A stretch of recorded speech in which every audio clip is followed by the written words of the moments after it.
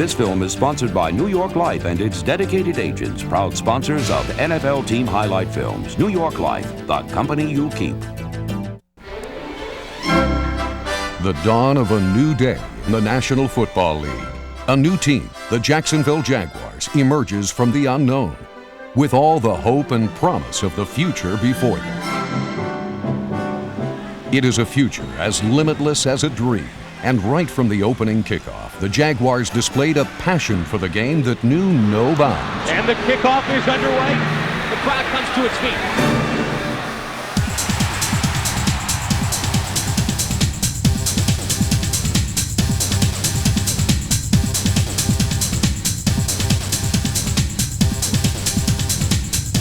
Fires across the middle, leaping catch fake!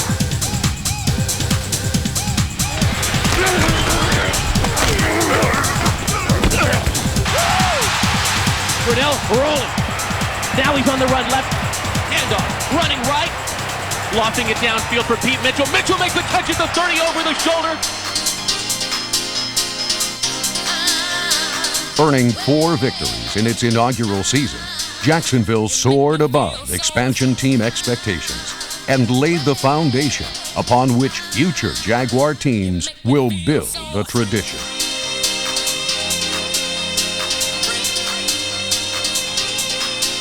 Now he's got to run outside the pocket. He's got room. He's at the 25, the 20. He's at the 15, the 10. He's on his feet, 5. Touchdown, Mark Brunell! Although 1995 was only the beginning, the Jaguars and their fans already have much to be excited about.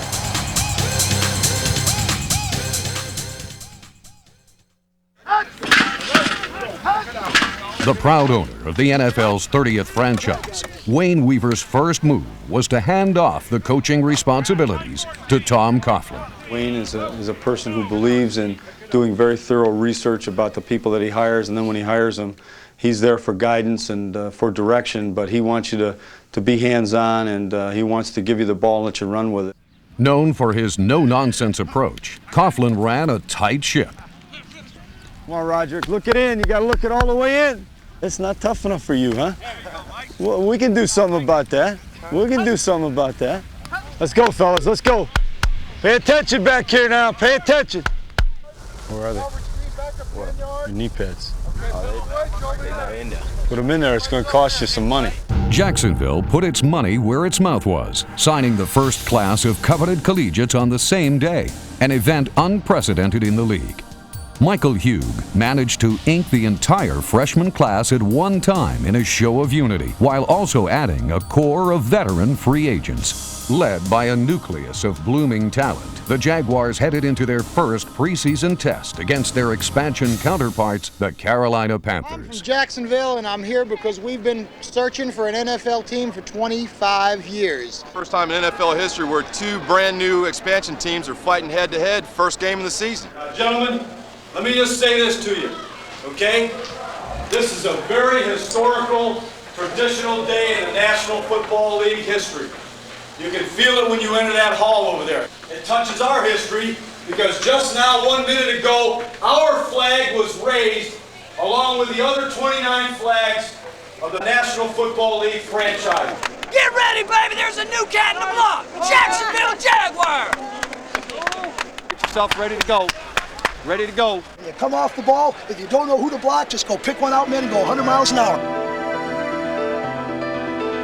From the opening whistle, both teams displayed an abundance of enthusiasm. But it was the Jaguars who pounced on the scoreboard first. Howard stands in the middle of the field between the hash marks at his 35-yard line. Here's a short kick. It is high. Howard will step under it at the 35. Now, right up the middle, dodges, weaves. He's free. He's free at the 50, 45, 40, 35, 30. One man to beat. Touchdown, Jaguars! Desmond Howard went 65 yards, and the Jaguars have their first touchdown. With the aid of some wise coaching decisions, Jacksonville's offense took flight. Throw it, throw it, throw it! Play action fake, the corner bites on it, Burline going down deep. He's got a receiver, it's Jimmy Smith. He has it, the catch is made at the 1-yard line. Jimmy Smith. Come on now, come on! Let's go, Pound it in there, baby! Come on now! Come on, O-line, pound it! An I formation behind quarterback Steve Berline. The snap, the jump, Stewart in the end zone, up and over, touchdown Jaguars!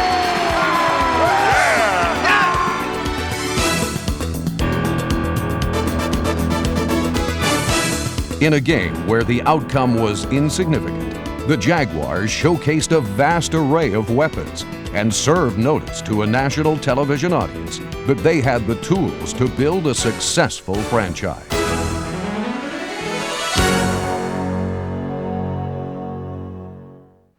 After 2 decades of anticipation, the first game of the regular season had arrived, and with 73,000 rabid fans in attendance, a Super Bowl-like atmosphere surrounded the stadium hours before kickoff. Talked about the one player who's not on IR, the one player who has no aches and pains, that 12th man, the fan, and they are really looking forward to hearing what the fans can do here today against the Houston Oilers. First fan cam on the history of the planet here in Jacksonville, Municipal Stadium. Woo! How about them Jags? We're lean, we're mean, we're a fighting machine. We're going to kick butt, we're going to take no names, we're going to take no prisoners. We're here for you, we're going to kill you, we're going to kick butt. We're here, Houston. Come to me, baby. Please come to me.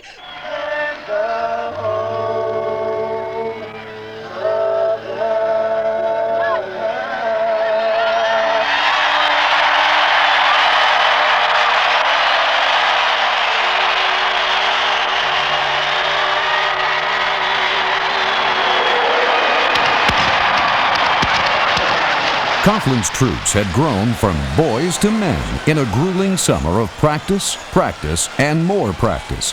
Now it was time to see if these youthful Jaguars could pump up the volume on the Oilers.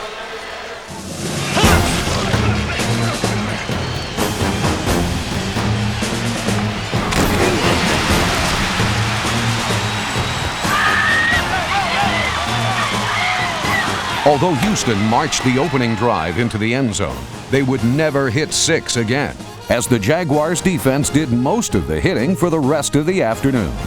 In the second half, Mark Brunell replaced Steve Berline at quarterback, and with his receivers blanketed by Houston's D, Brunell bootlegged the Jaguars back into the ballgame.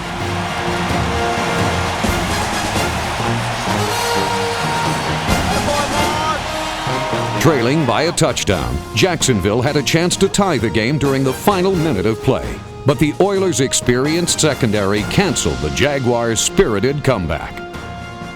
Although they had to settle for a loss on opening day, players and fans sensed that inaugural victory was not far off. Unfortunately, the first month of the regular season slipped by without a win. However, Jacksonville showed many positive signs for a team still in the process of growing. Their defense often dominated the line of scrimmage, keeping all 4 games close. The offense began to show signs of life. Nevertheless, costly turnovers and inexperience left Jacksonville standing still in the first quarter of the season. Hungry for a taste of success, the Jaguars journeyed to Houston, prepared to turn the tables on the Oilers.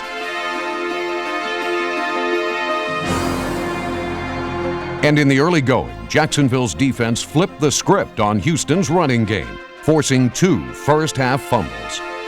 Starting for the first time since Week 2, Steve Berline guided Jacksonville to a 10-0 first-quarter lead. Any celebrating was cut short by a 16-point Oiler eruption that put the Jaguars in a hole. Up by 6 with 2.5 minutes to play, Houston drove toward a game-ending score. But when Jeff Lageman stripped the ball and Darren Carrington recovered, Jacksonville had another shot at success. Mark Brunell swiftly led them into the red zone, and with a minute on the clock, Desmond Howard delivered. Brunell takes the snap, quick throw, Howard catch, 15, 10, 5, he'll score! He'll score! Touchdown Jacksonville! Touchdown Jacksonville! Touchdown Desmond Howard! Houston mounted a desperation drive, and with no time left, the Jaguars' fate rested on the right foot of Al Del Greco. Snap, the placement, the kick is on its way. It's got the distance. It's no good! It's no good! Jacksonville wins! Jacksonville wins! It's no good! With the field goal god smiling on them, Jacksonville savored the ambrosia of victory for the first time. And things would get even sweeter in the weeks to come. Tell you what, if I ain't got it, I can get it. Hey, what if you don't know, you better ask somebody, Lord. Right here in the fine city of Jacksonville, Florida. The Jacksonville Jaguars. Just when Jacksonville was making a name for itself, in rolled the steel curtain to put a damper on the Jaguars' spirits. But the Jaguars made it clear they were not intimidated by the Steelers' smash-mouth reputation. Ignited by Mark Brunell's fearless first-quarter scrambling, Jacksonville's offense danced up and down the field to the tune of determination and second effort. It was a medley that soon had the mighty Steelers rocking back on their heels. Green and Lloyd line up to the left and right. There's the inside handoff. Stewart across the 5 on his feet. 10. Touchdown. 35.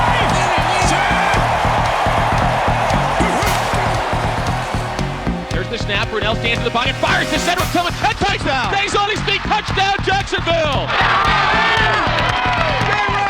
With the Jaguars holding on to a 10-point third-quarter edge, the 12th man entered the fray.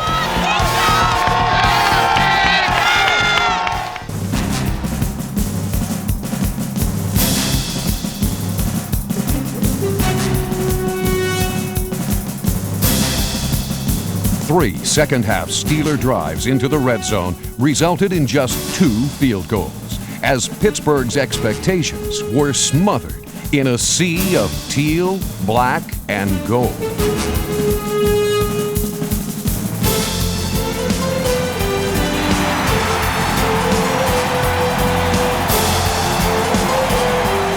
Mark Brunell takes the snap, takes a knee, and that should do it.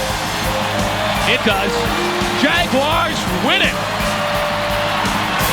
The Jacksonville Jaguars are now 2-4 with a big win over the rival and the hated Pittsburgh Steelers.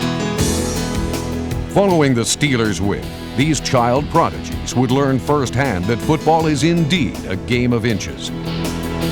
Over the course of the year, Jacksonville would find victory within its reach, only to have it slip away at the last minute. Although they would lose 8 more games, 4 of these losses would be by a touchdown or less, and 5 were decided in the fourth quarter. And while their determination and effort often left them just shy of the goal line, the Jaguars' never-say-die attitude kept them in virtually every game they played.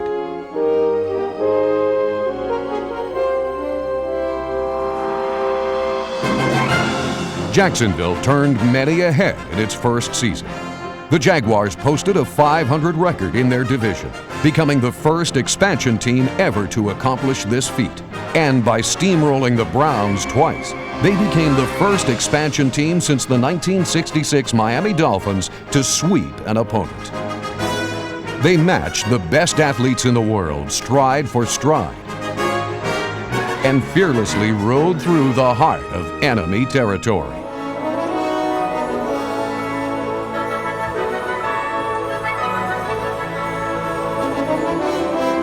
They held their ground against the Super Bowl-bound Steelers and took to the skies with the reckless abandon of youth.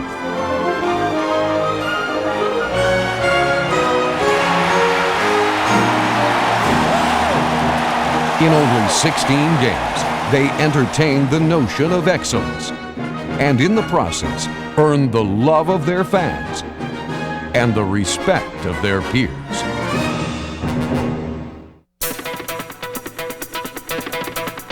The Jaguars' defense was spearheaded by number 58, rookie middle linebacker Brian Schwartz.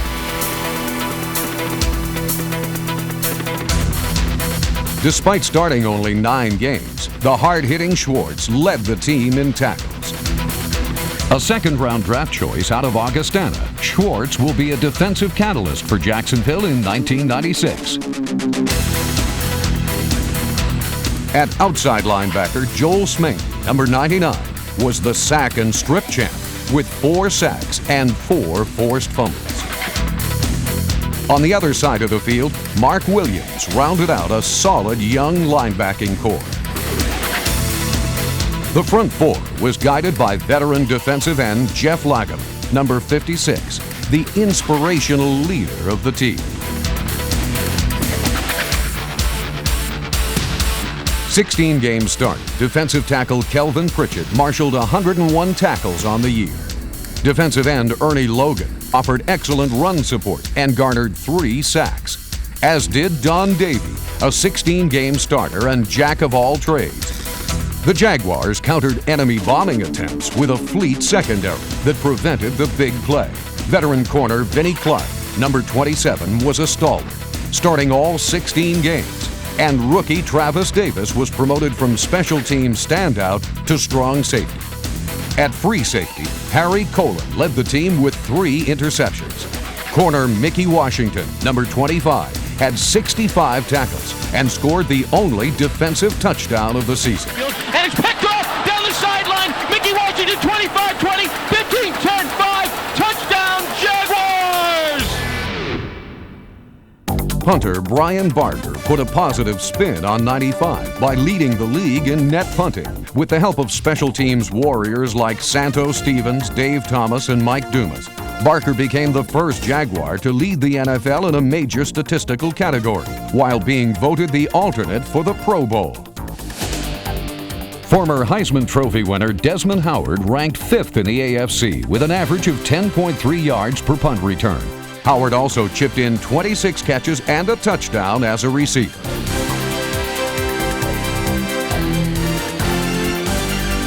The high snap, Ruin gets it down on coverage. It's blocked! It's blocked! The Jaguars have it! Touchdown, Jimmy Smith! Renaissance man Jimmy Smith scored twice on special teams.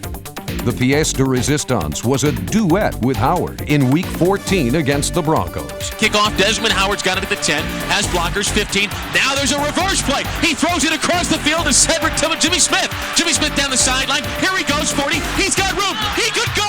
50, 40, 30. It's a foot race. They aren't going to catch him. 10-5, touchdown Jaguars. 85 yards on the double dip. Alley-oop, reverse play from Desmond Howard to Jimmy Smith. Unreal! Mike Hollis booted 87 points to lead the Jaguars in scoring. Kick is on the way. It's got plenty of distance, and it's right on the money. It's good. Hollis also batted .500 on onside kicks as his teammates recovered a league-leading 4 of 8 attempts. But Mr. Hollis's opus came on the final play of the year and gave Jacksonville its historic 4th win. It's good! Jaguars win it! The Jaguars' offensive line boasts an all-American mixture of power and youth, anchored by veterans like center Dave Wydell, number 79, and guard Sean Bowens, number 66. The O-line averaged 6'6", and weighed in at 306 pounds. Jacksonville's rookie tackle tandem of first-round draft pick Tony Boselli, number 71, and 16-game starter Brian DeMarco, number 73, held opposing defenders at bay as young bookends. In the protective shadow of his behemoth line, Mark Brunell was able to find enough room to mature into one of the league's most promising quarterbacks. Fires for the end zone, touchdown! Brunell, here's pressure, firing for the end zone, Cedric Tillman, touchdown Jaguars! A gutty competitor who fears no man, Brunell's star landed in 95, and number 8 hit the ground running up 480 yards on the ground and an NFL best 7.2 yards per carry. Brunell reinstated the scramble to the repertoire of offensive weapons.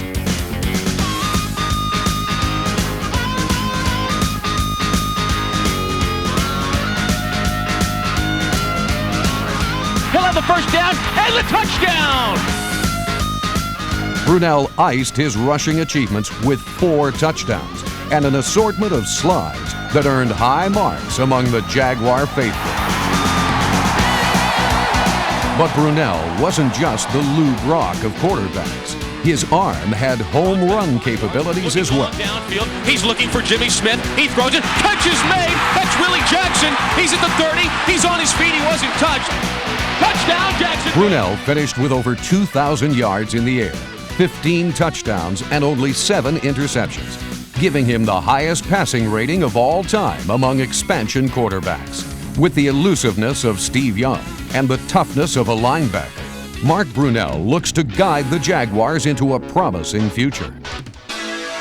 In the backfield, rookie James Stewart led the way with 525 yards on the ground, 21 receptions, and 4 touchdowns.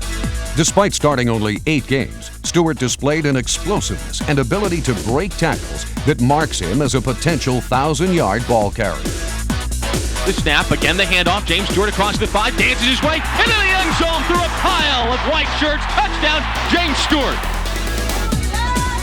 Fullback LaShae Maston was a blocking dynamo and excellent secondary receiver, while Randy Jordan was responsible for Jacksonville's first ever touchdown. Far side 30, 35, 40, room to run.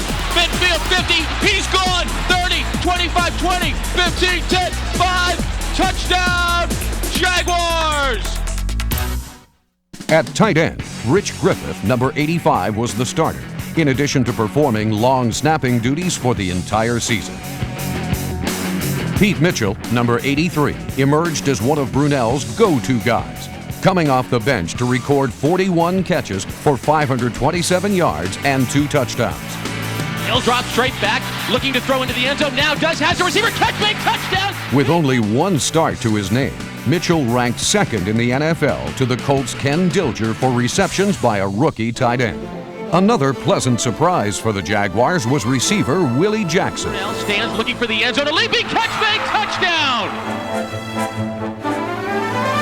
Willie was Jacksonville's leading receiver with 53 catches for 589 yards, and many of those yards were after the catch. Number 80 also had a team-high 5 touchdowns. Back 3 yards, looking for the end zone. He's got a receiver. Willie Jackson makes the catch. Touchdown, Jaguars! Cedric Tillman snared 30 balls and had a trio of TDs. Jimmy Smith added 22 receptions and 3 touchdowns to his impressive special teams contributions. While rookie Curtis Marsh displayed a gift for grab that should come to fruition in 1996. The prospects for tomorrow reflect the Jaguars' desire to build a winning franchise. With the addition of powerhouse Leon Searcy to the offensive line, Jacksonville adds experience and a tradition of winning to an already talented unit. In Keenan McCardle, the Jaguars picked up a sure-handed receiver with speed to augment their aerial attack plans. And Natron Means will give another tackle-breaking option to Jacksonville's ground game. 4-year starter Eddie Robinson, a smart and instinctive player, will sweeten the mix of talent and youth in the linebacking core, just as safety Dana Hall will do in the secondary. The Jaguars had a successful inaugural campaign. It was a year of high hopes, near misses, and dreams fulfilled. After 2 decades of waiting, the fans of Jacksonville have their football team. A team that has come together in 1 short year to taste victory. A team hungry to climb even higher.